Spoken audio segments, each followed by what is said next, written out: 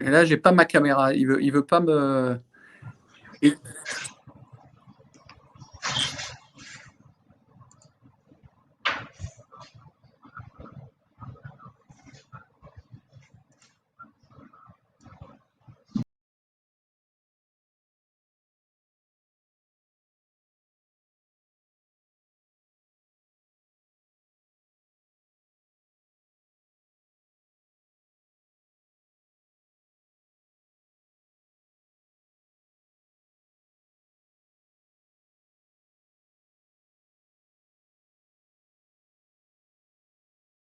Le micro. Bonjour à tous. Merci d'être présents aujourd'hui pour ce 3e épisode des webinaires de Culture RH. Je suis Sébastien Blériot, le fondateur de Culture RH, et j'ai le plaisir de vous accueillir aujourd'hui pour ce 3e épisode qui aura pour thème le nouveau contrat social pour les entreprises suite à cette pandémie, à cette crise sanitaire qu'on a connue. Forcément, les entreprises, il va y avoir beaucoup de changements.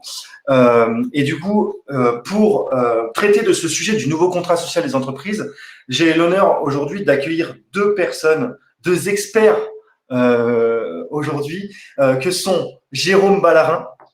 Alors, Jérôme Ballarin, pour ceux qui ne le connaissent pas, sachez que Jérôme Ballarin est le président de la société 1762 Consultants. C'est un cabinet qui est spécialisé dans le développement de l'engagement des collaborateurs. C'est un initiateur de la charte de la parentalité en entreprise et surtout, il est membre du Haut Conseil à l'égalité entre les femmes et les hommes. Et alors, Jérôme Ballarin, il a fondé l'Observatoire de la qualité de vie au travail. Et donc, du coup, Jérôme Ballarin, je pense que c'est peut-être l'une des personnes avec Franck Morel qu'il fallait inviter pour parler de ce contrat social. Merci Jérôme d'être présent. Sébastien. Aujourd'hui, on a également Franck Morel. Franck Morel, alors, est-ce que Franck peut nous rejoindre? Franck Morel, est-ce que Franck est là? On va voir si Franck est là. Attendez, ne bougez pas. Ça marche pas. Ça marche pas. Essayez de enlever le lien et recliquer sur le lien. Réouvrez le lien. D'accord. Du coup, j'accueille aujourd'hui aussi Franck Morel. Franck Morel, il est avocat associé chez Flichy Granger Avocats. C'est un expert reconnu en droit du travail depuis près de 20 ans. Et surtout, Franck Morel, il a été conseiller de 4 ministres du Travail entre 2007 et 2012. Il a aussi collaboré avec le Premier ministre Édouard Philippe sur les questions liées aux relations sociales, au travail et à l'emploi entre 2017 et 2020. Du coup, je pense qu'avec ces 2 invités, on a 2 invités exceptionnels pour vous parler du contrat social des entreprises à l'aube de cette nouvelle année, ou en tout cas la fin de cette crise sanitaire. Du coup, je laisse tout de suite la main à Jérôme Ballarin qui va vous présenter quels sont, selon lui, les axes majeurs sur ces prochains mois et cette prochaine année.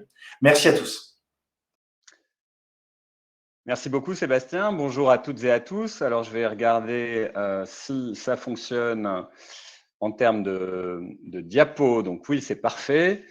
Je suis donc Jérôme Ballarin. Quand j'ai fondé 1762 Consultants, il y a 10 ans, j'ai choisi ce nom, 1762, car c'est l'année de publication du contrat social de Rousseau. Et il me semblait déjà fondamental à l'époque d'aider les entreprises à réinventer leur contrat social, c'est-à-dire à réinventer la confiance et l'engagement en leur sein, avec une idée de réciprocité, bien sûr, on dit en anglais de give and get, hein, voilà, et de pouvoir, et c'est ce que dit la citation que j'ai reprise du contrat social sur cette page, que finalement, chacune et chacun d'entre nous, on a envie de s'engager si on sent qu'il y a une réciprocité dans l'engagement. Donc, les engagements qui nous lient au corps social ne sont obligatoires que parce qu'ils sont mutuels et leur nature est telle qu'en les remplissant, on ne peut travailler pour autrui sans travailler aussi pour soi. Donc, je trouve que cette citation, elle a beaucoup de modernité. Si on remplace corps social, autrui par entreprise, on va retrouver des terminologies qui ressemblent beaucoup à celles que l'on entend aujourd'hui dans les entreprises. Donc, pour moi, du coup, et pour mon équipe, réinventer le contrat social, c'est réinventer l'engagement. Un engagement sain et durable, un engagement fondé, encore une fois, sur la co-responsabilité, la réciprocité. Et dans une période post-Covid, cela va être encore plus important, je pense, de se poser cette question du contrat social, de l'engagement, car on le voit bien, la période actuelle exacerbe des tendances qui étaient déjà présentes avant le Covid. Je pense à des sujets de demande de sens, d'utilité sociale, environnementale, de demande de flexibilité aussi. Alors, pompeusement, on parle de flexibilité spatio-temporelle, hein, travailler là où on veut, quand on veut. Donc, une demande d'autonomie individuelle, une demande de management et de comportements managériaux centrés sur l'écoute, sur la confiance, la bienveillance. Donc voilà, c'est des choses qu'on voyait avant le Covid, mais qui sont encore plus importantes aujourd'hui pour les gens et qui sont au cœur de l'engagement. Alors, comment développer l'engagement, justement? C'est bien de vouloir le réinventer, mais comment faire? Alors, avec mon équipe, nous avons réfléchi à cette question, puisque c'est vraiment le fil rouge. Quand je dis mon équipe, c'est à côté 1762 consultants, donc une équipe d'une vingtaine de consultants, de coachs, de psychologues, de formateurs. Nous avons essayé de définir une doctrine, finalement, pour pouvoir porter ce sujet de l'engagement auprès des entreprises. Et nous avons défini le triptyque suivant.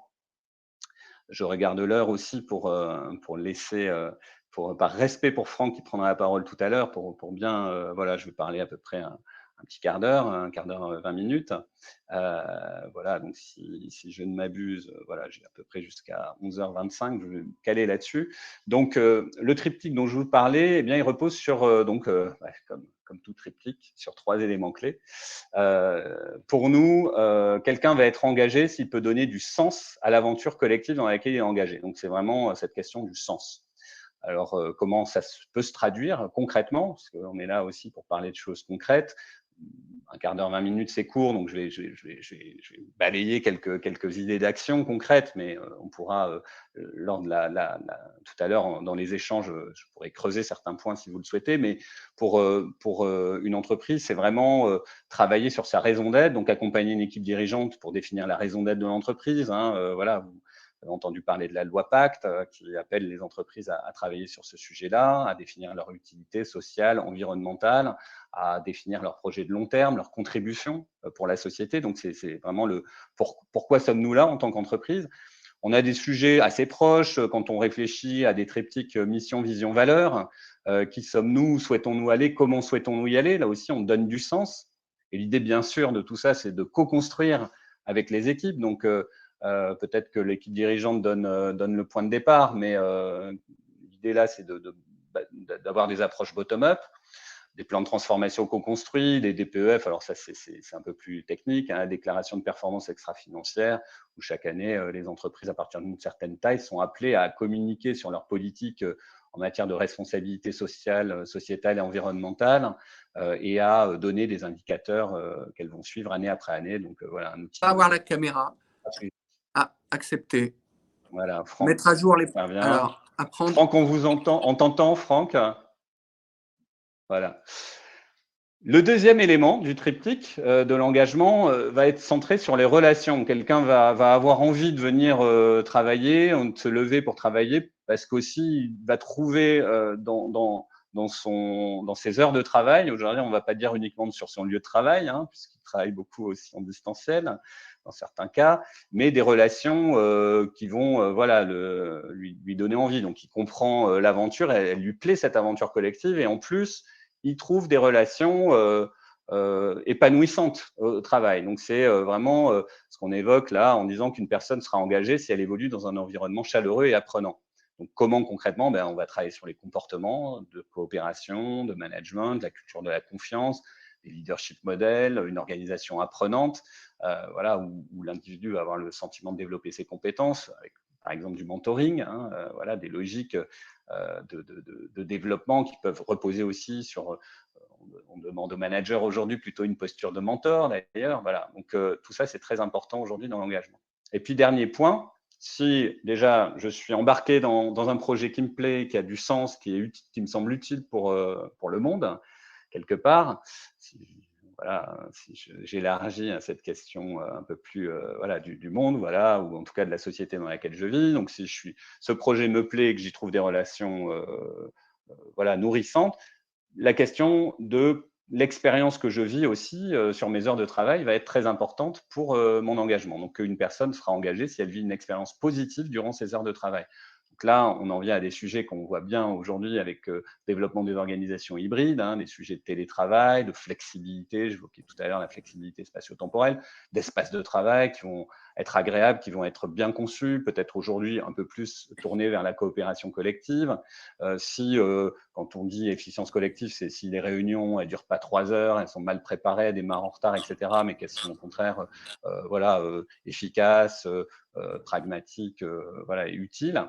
Le management des talents aussi, sentir que voilà, on est chacun et chacune un talent et que l'entreprise valorise ce talent et cherche à, voilà, à nous faire progresser, à développer nos compétences, à développer nos responsabilités, notre autonomie, etc.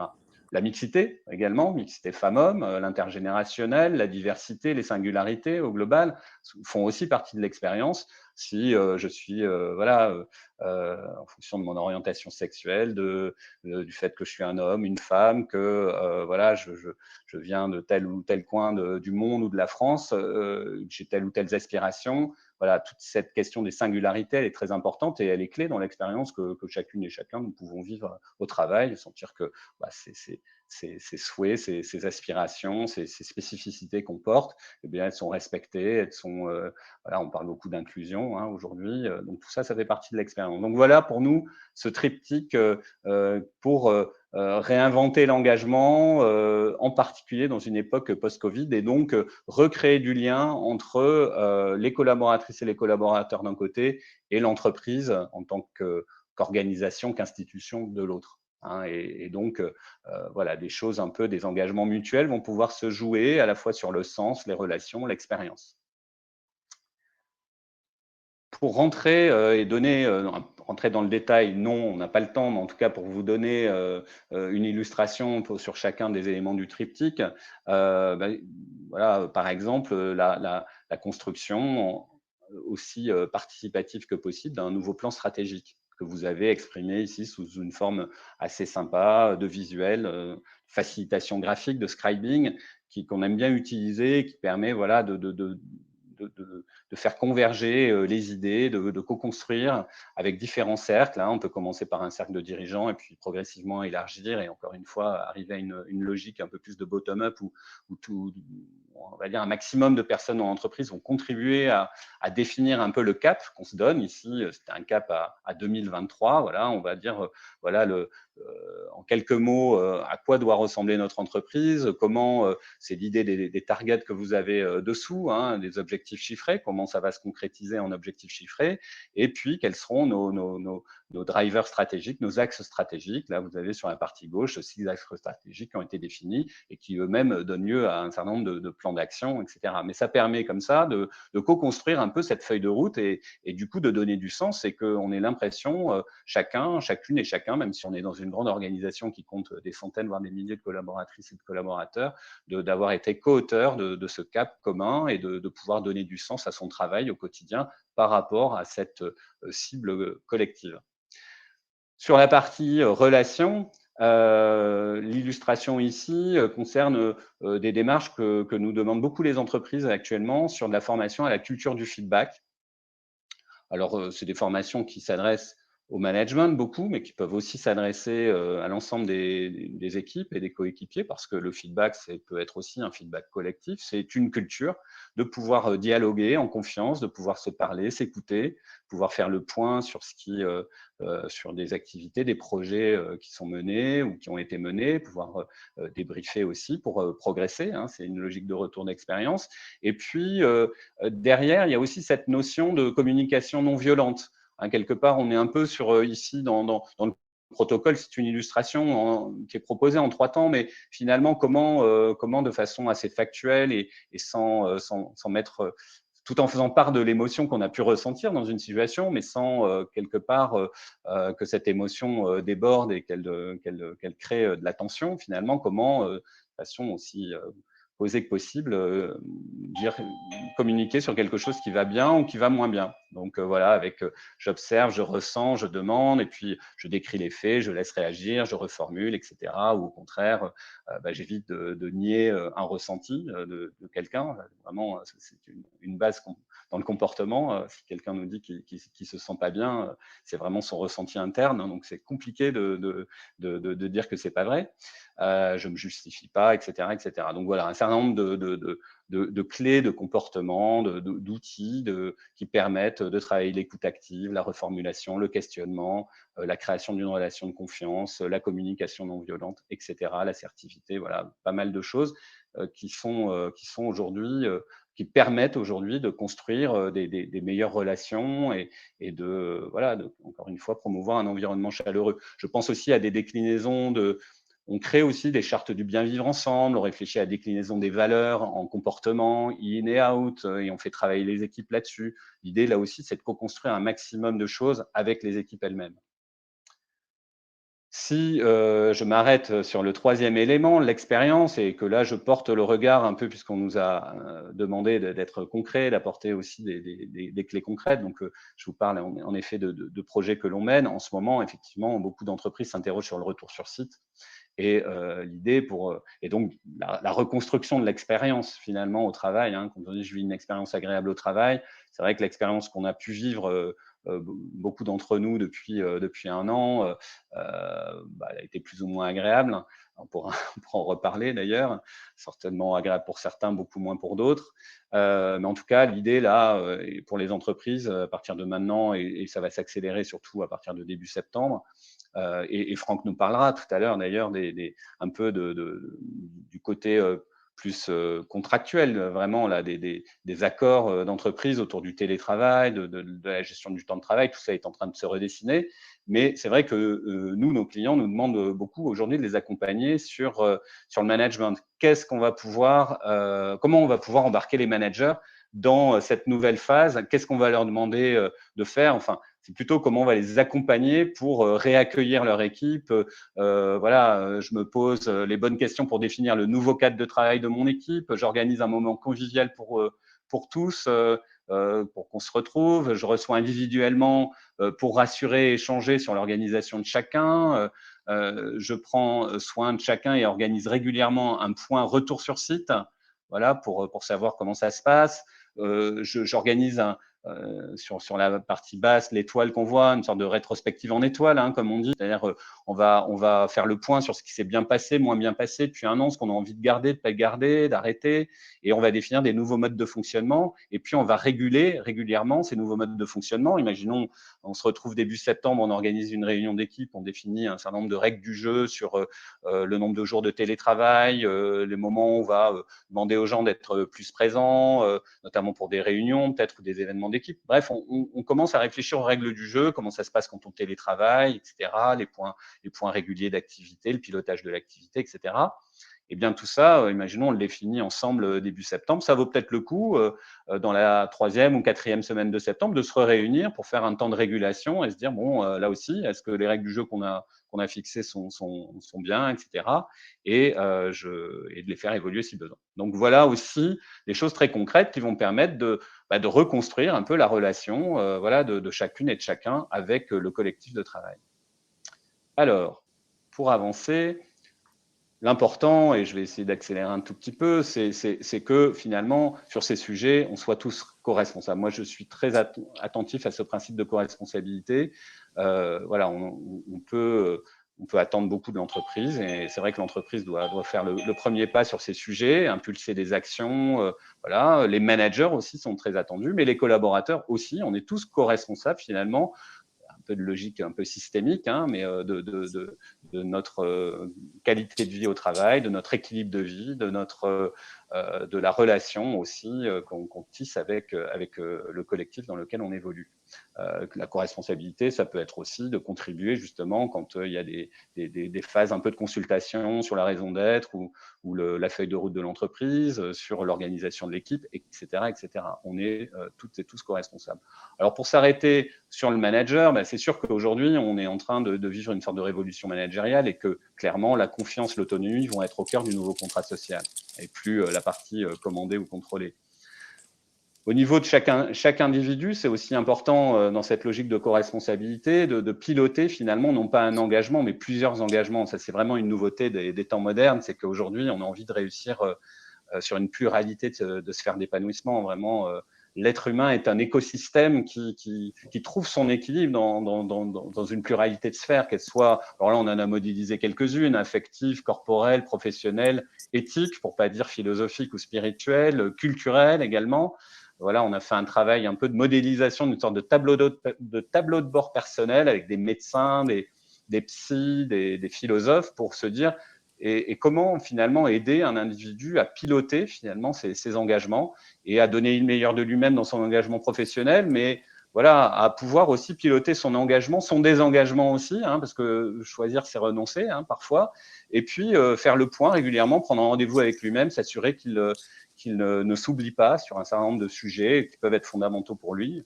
Je pense à des sujets même qui sont fondamentaux pour chaque, qui sont un peu universels, hein, le sommeil, l'alimentation, l'exercice physique, la santé, voilà, des sujets qui peuvent être oubliés.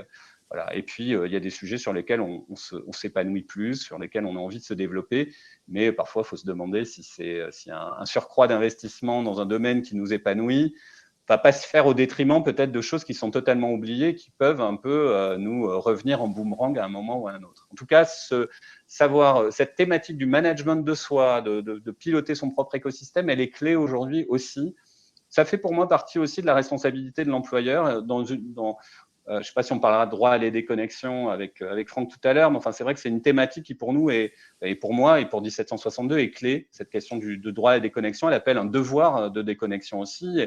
Elle implique, quand on sensibilise des dirigeants, des managers, de parler de l'énergie aussi, de ménager l'énergie des acteurs sur la durée, et du coup, d'avoir un engagement sain et durable. Voilà. Sur la durée. Et du coup, j'en arrive à la fin de ce que je voulais vous présenter. Hein. Effectivement, j'ai écrit un bouquin un peu qui fédère un peu toutes ces idées, qui s'appelle Manager par les équilibres, et dans lequel, notamment, alors je vous cite deux choses qui sont un peu en lien avec cette question de l'énergie que je viens d'évoquer, mais la logique de manager bio, voilà, qui m'est chère, et je fais le parallèle avec l'agriculteur bio. Moi-même, je suis petit-fils d'agriculteur de l'Aveyron. Je dis souvent en conférence, un peu pour faire sourire, mais je conduisais le tracteur à 6 ans. Voilà. Et c'est vrai que j'aime bien faire ce parallèle entre l'agriculture et le management.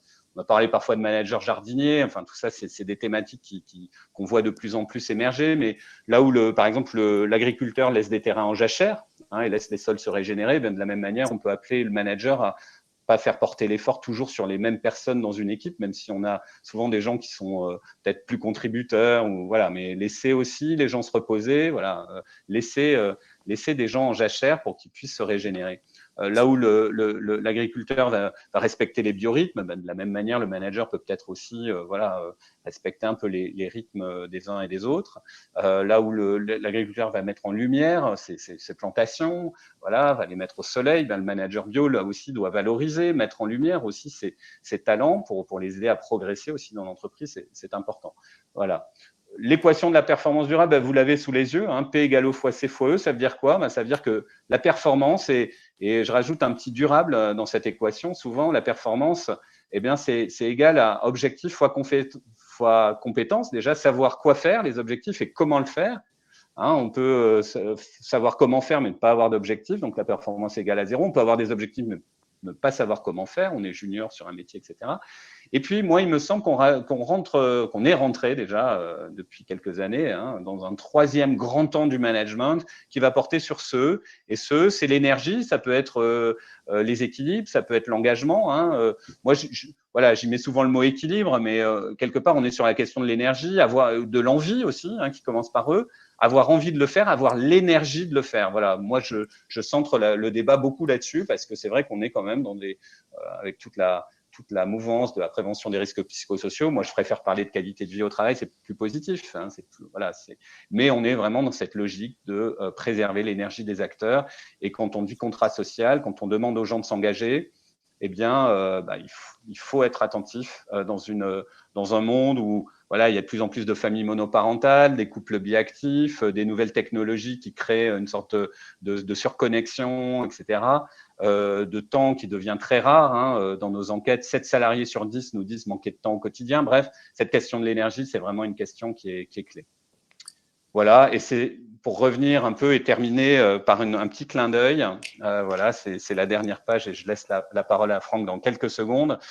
C'est juste pour vous dire que la genèse de cet engagement, même si elle prend sa source il y a très très longtemps, je ne vais pas vous raconter ma vie, on n'a pas le temps aujourd'hui. Mais en tout cas, voilà, il y a un événement quand même clé dans mon parcours qui est le lancement de la charte de la parentalité dont j'ai été l'un des co-initiateurs en 2008.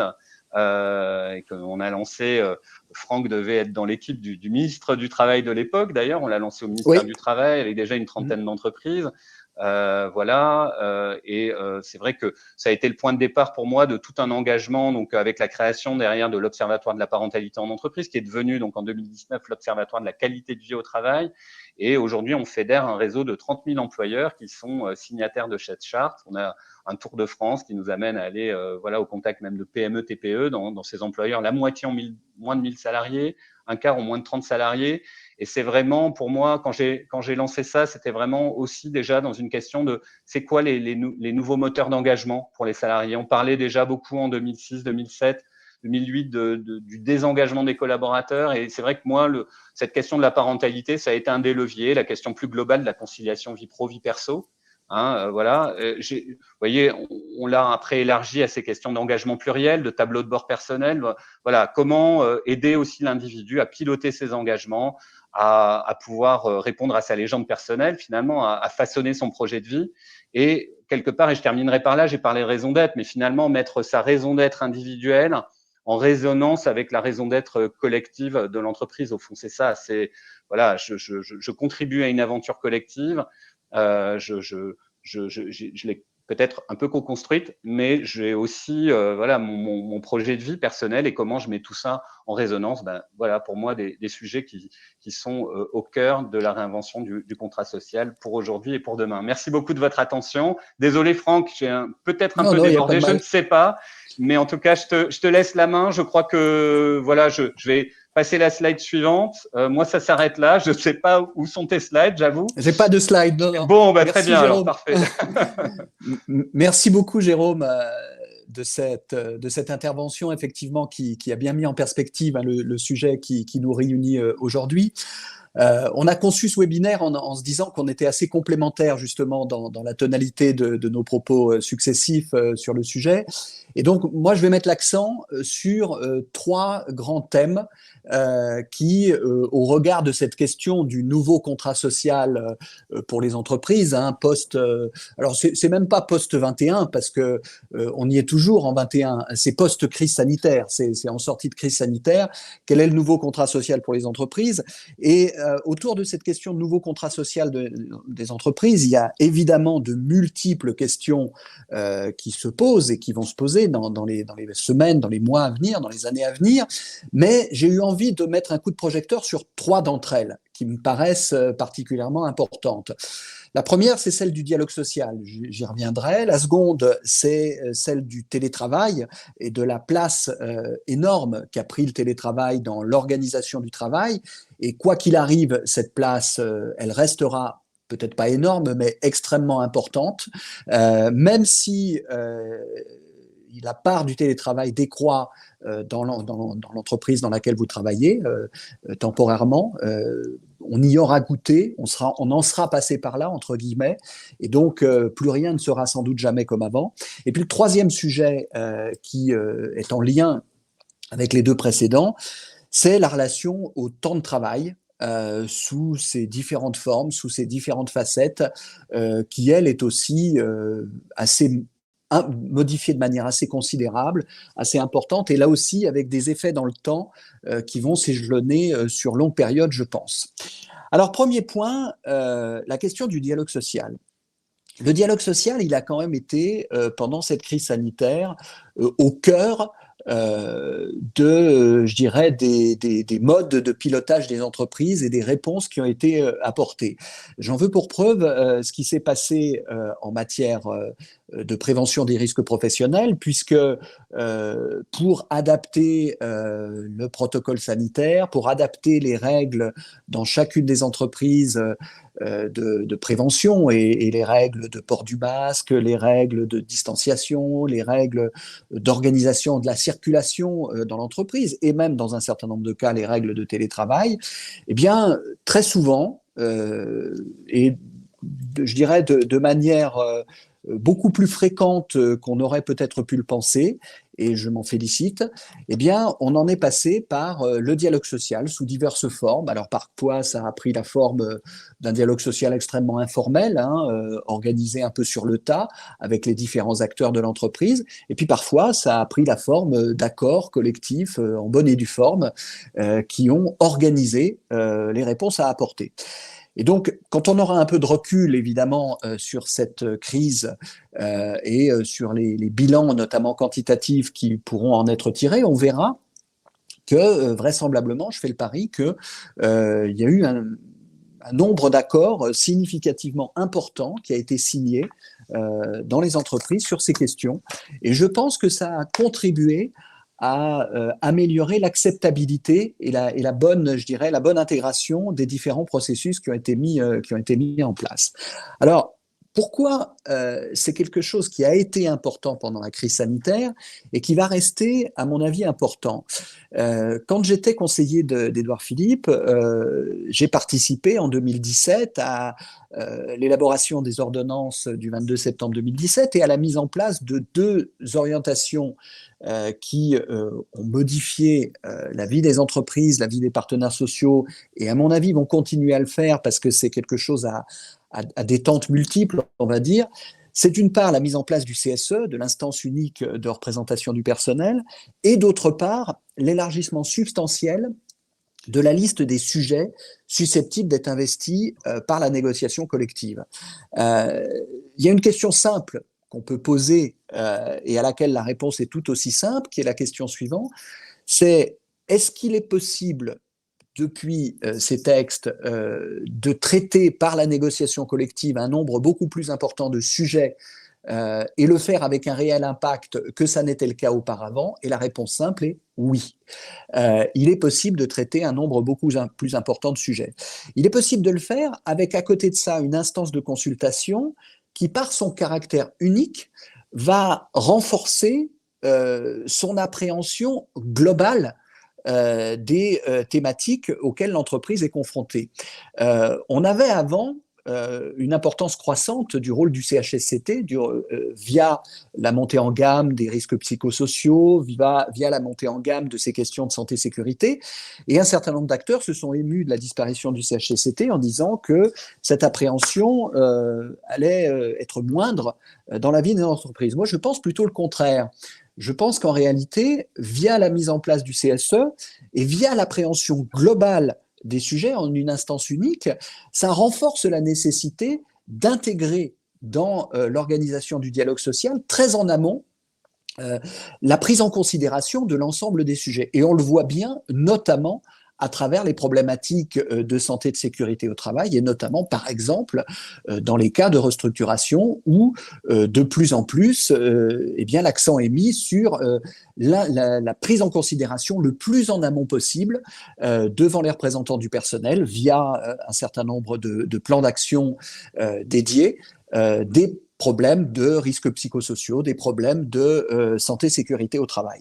Donc ça, c'est un point important, c'est avoir à l'esprit que via l'instance de représentation du personnel en termes de consultation, le CSE, eh bien, on a une exigence, mais qui est en même temps aussi un plus pour l'entreprise, je pense, de prise en considération le plus en amont possible, de manière intégrée, de l'ensemble des problématiques, des composantes d'un projet, de l'ensemble des composantes d'une évolution pour laquelle on va engager une discussion, un dialogue avec les représentants du personnel. Et puis, autre élément important, c'est je ne pense pas que les entreprises aient toutes pris complètement la mesure de cette évolution. On peut faire des choses considérables par la négociation collective en général et par la négociation collective d'entreprise en particulier, à travers le fait que sur la plupart des sujets, la négociation d'entreprise a pris le pas sur les normes de niveau supérieur, sur la norme de branche d'une part, mais même dans un certain nombre de cas sur la loi. Et donc, on a une capacité d'intervention par la négociation collective qui est assez considérable et on a donc, alors on voit bien le nombre d'accords d'entreprise augmente chaque année. Hein, on était à 40 000 il y a 5-6 ans, on est à 80 000 chaque année à peu près aujourd'hui.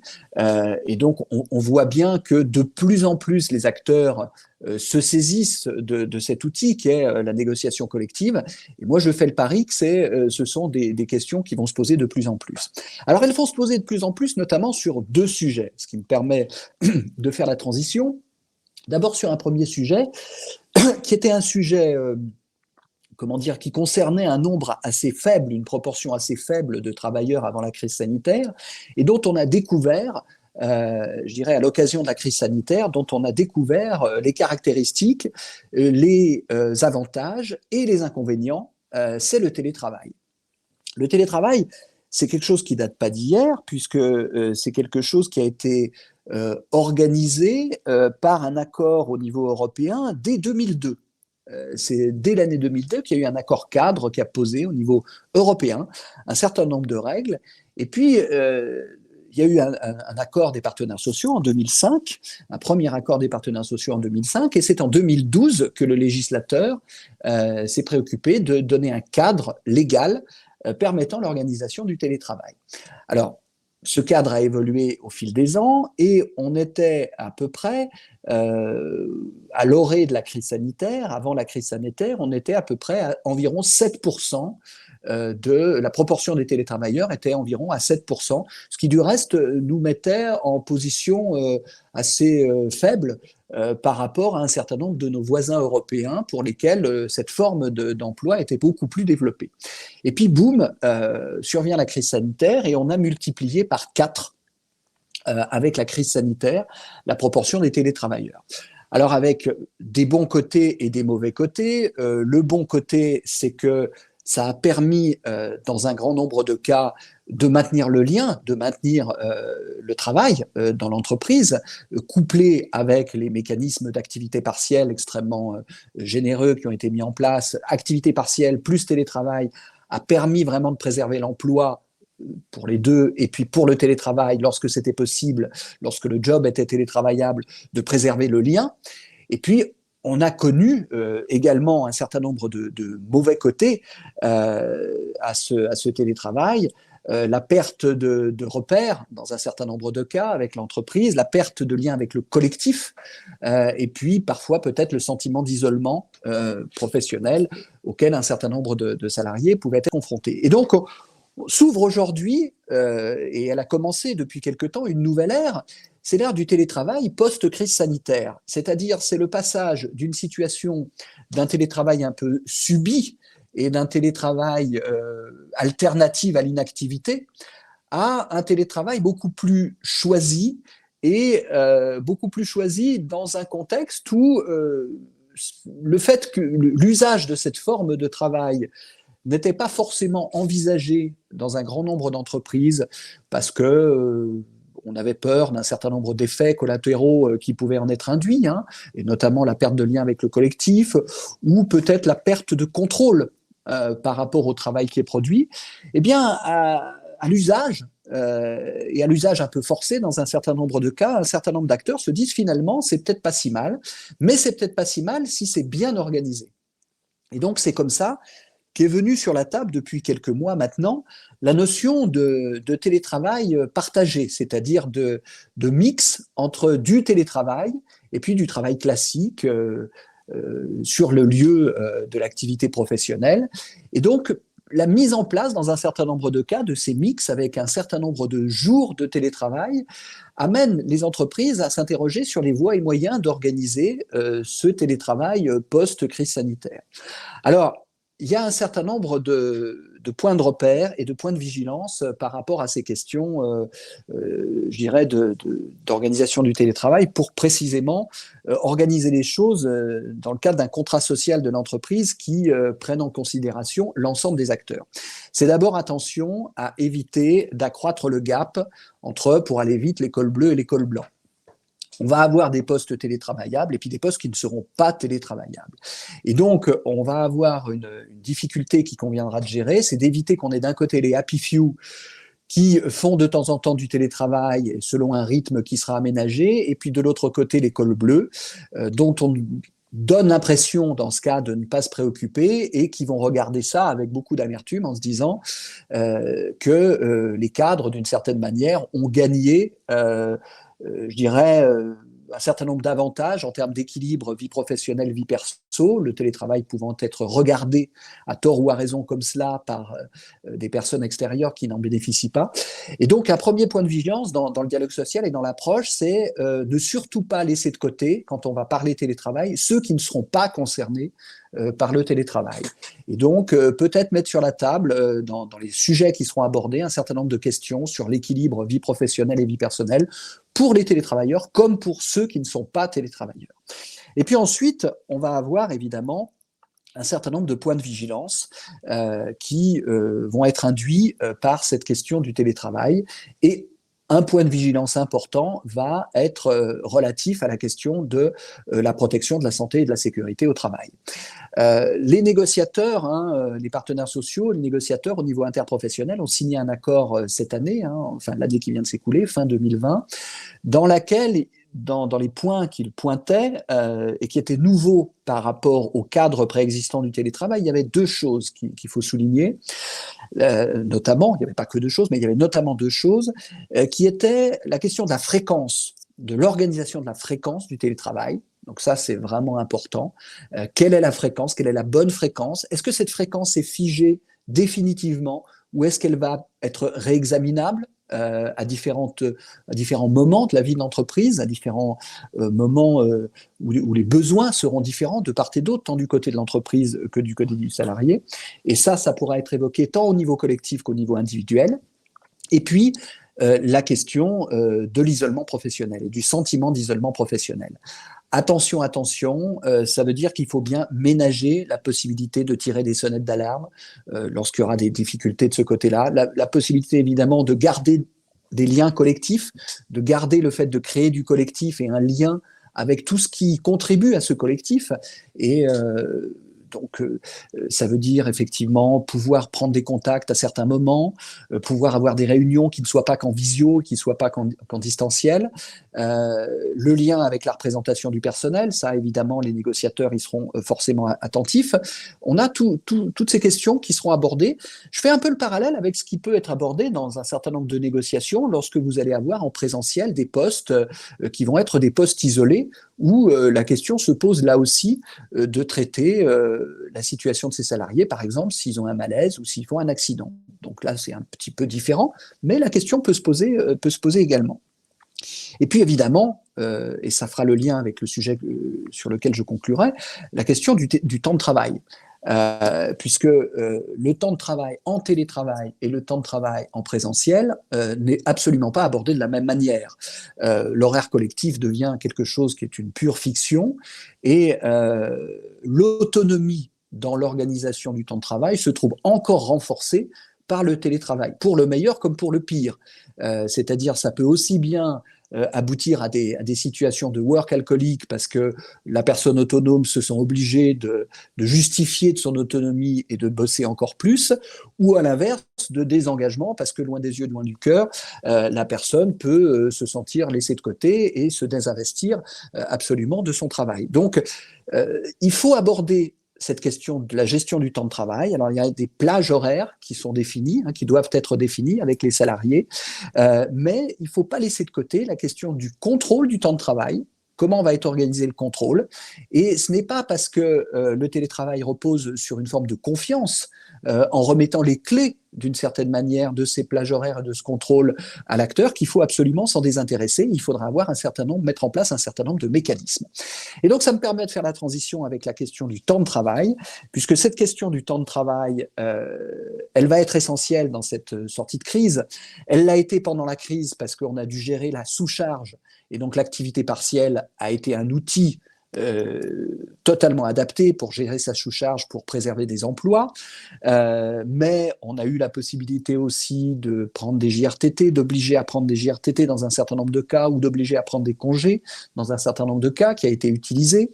On a eu la possibilité de négocier, et il y a eu un certain nombre d'accords qui ont pu négocier une adaptation du volume du temps de travail pendant cette période de crise sanitaire. Et on va vivre maintenant une période qui est la période du redémarrage. Donc il va falloir, dans l'autre sens, pouvoir utiliser un certain nombre d'outils dans ce domaine. Et donc, il existe une boîte à outils particulièrement importante, et notamment les accords de performance collective qui permettent d'ajuster le volume du temps de travail, d'ajuster un certain nombre de leviers avec des mécanismes qui permettent de rendre effectif vis-à-vis des contrats de travail, vis-à-vis de l'ensemble de la collectivité de travail, les règles qui seront négociées. Donc ces outils, ils ont été plus utilisés pendant la période de crise sanitaire, et je pense qu'ils le seront plus en dehors. Alors évidemment, avec toujours la question de la recherche d'équilibre entre vie professionnelle et vie personnelle, la vigilance sur la charge de travail, avec une jurisprudence par exemple sur les questions de forfait en jour qui s'est développée activement et qui, je fais le pari, va continuer à se développer activement également dans les contextes de télétravail, dans tous les contextes où il existe une forte autonomie. Donc, toujours avoir le souci de cette recherche d'équilibre avec des outils qui existent et qui sont toujours particulièrement importants sur le sujet. Voilà, je pense que j'ai tenu le timing, j'ai essayé de pas trop déborder. Voilà les points qui me paraissaient particulièrement importants de mettre en avant, de mettre en exergue sur cette question, sur cette période très particulière.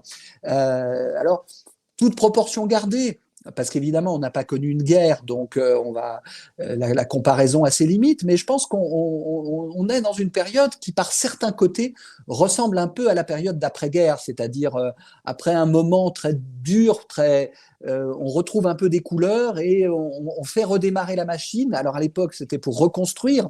Aujourd'hui, heureusement, c'est pas pour reconstruire autant. Et heureusement, la destruction a été bien moindre.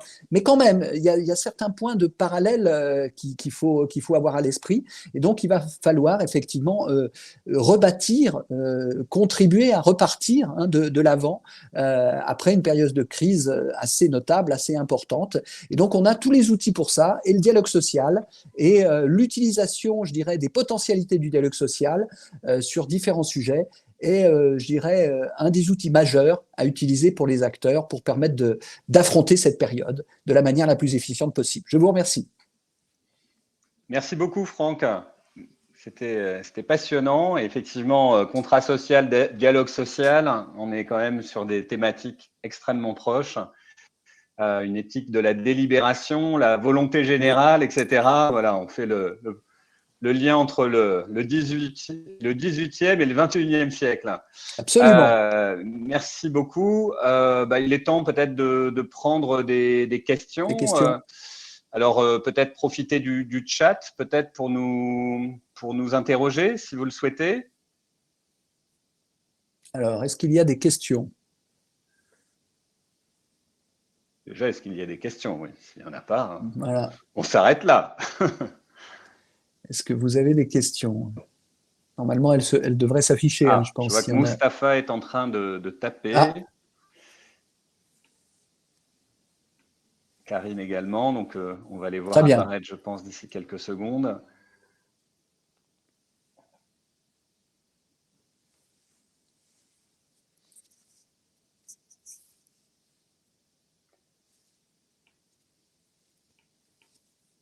Moi, je ne vois rien apparaître. Je ne sais pas toi, Franck. Non, moi non plus. Je vois que Martine est en train de taper Ouais. quelque chose. Oui, c'est embêtant si on a perdu Franck, là, a priori, en plus. Alors, bah, c'est gentil. Bah, écoutez, moi, je vais vous taper mon mail, effectivement, pour les coordonnées, comme ça. Je crois que je l'avais mis dans la présentation, mais je ne l'ai pas retrouvé. Donc, n'hésitez pas à m'écrire, en effet. Hop, si vous avez des questions, des remarques ou envie de poursuivre l'échange. Bonjour, je n'ai pas de questions et je vous remercie pour vos interventions. En effet, il nous faut dialoguer en toute intelligence, et oui, tout à fait, et en toute intelligence collective. D'ailleurs, il y a toujours des hésitations à aborder des questions personnelles avec les salariés. Alors oui, c'est vrai. D'ailleurs, ça c'est un point important. L'idée, c'est pas d'être intrusif dans la vie des gens, surtout pas. Donc, souvent, quand on évoque ces questions de tableau de bord personnel, c'est plus médiatisé par des coachs externes ou des psys ou voilà, on a des approches qui permettent de faire appel à des tiers extérieurs avec un engagement de confidentialité sur ce qui peut se dire. S'il y a une réflexion sur la vie personnelle aussi, qui peut, voilà, c'est vrai que dans une logique, moi, je prône beaucoup une qualité de vie globale, une qualité de vie quelque part holistique, c'est-à-dire ouais, certes, qualité de vie au travail, mais elle joue aussi dans le hors-travail, la qualité de vie. Donc, si en tant qu'employeur, on veut aider ses salariés et qu'on leur met à disposition des ateliers de réflexion, des accompagnements individuels ou collectifs, l'idée, c'est que ce soit vraiment dans un cadre totalement confidentiel et totalement sûr pour les personnes. Et l'idée n'est pas du tout que l'employeur s'immisce dans la façon de gérer sa vie d'un salarié. Hein. L'idée de l'employeur, c'est surtout de faire en sorte qu'il ait le temps, il ait l'énergie pour pouvoir avoir une vie à côté du travail. Voilà, donc c'est vrai que c'est délicat. Alors, on l'a aussi, quand on réfléchit aux familles monoparentales et qu'on veut les aider dans les entreprises, on a aussi cette difficulté de les identifier parce que c'est vrai qu'en plus, ce n'est pas un statut d'être un parent solo. On peut se remettre en couple, faire une famille recomposée, puis se séparer quelques mois plus tard, etc. Donc là aussi, on touche à des sujets un peu perso qui ne sont pas évidents. Et voilà. Mais en tout cas, oui, il y a une ligne rouge à ne pas franchir et dans la sensibilisation des managers, c'est aussi important de le dire. On n'est pas là pour donner des leçons de vie aux personnes ou leur dire comment, à son époque, on élevait ses enfants, on gérait la répartition des tâches entre son épouse et soi-même.